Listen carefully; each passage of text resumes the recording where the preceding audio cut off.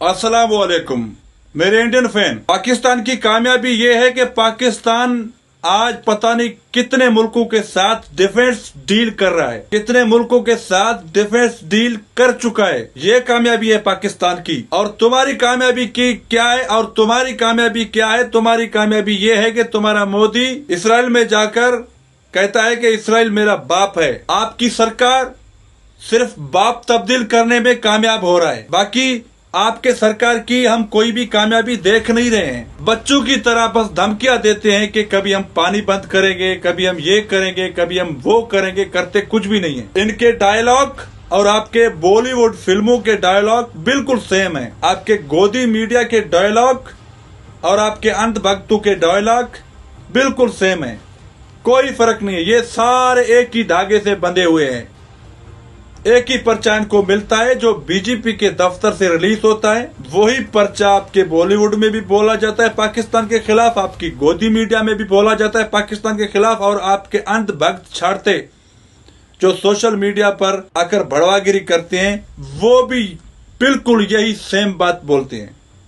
मतलब कोई फर्क नहीं है। आप पहले खुद को कामयाब करो। मानते हैं आपके पास एटमी हथियार हैं, हम मानते हैं, मगर वो एटमी हथियार आपके काम के नहीं है, क्योंकि पैसों से आप हथियार खरीद सकते हो, मगर जो जिगर होता है ना, जिगर, वो आप पैसों से नहीं खरीद सकते। वो माँ के पेट से पैदा होने के साथ साथ मिलता है बहादुरों को। बुज़दिल के पास अगर हथियार भी हो ना, फिर भी वो बुज़दिल जंग में हार जाता है या भाग जाता है, मगर बहादुर इंसान निहत्ते भी जंग जीतते हैं और मैदान पर खड़े रहते हैं। पैसों से आप नरम बिस्तरे खरीद सकती हो, मगर जो आराम आपके सेहत के हिसाब से आपके पास है, आप आराम नहीं खरीद सकते। वो आपके सेहत के हिसाब से ही आपको आएगी। तो ठीक इसी तरह आपके पास जितने भी एटमी हथियार है, मगर आपकी आर्मी बुज़दिल है, बीजेपी आर्मी बुज़दिल है, वो लड़ नहीं सकती, चला नहीं सकती फाइटर जेट। एयर शो में हिस्सा लेती है तो फाइटर जेट गिरा देती है। 2 बजे जब रात को हमला किया था 7 मई को, आपके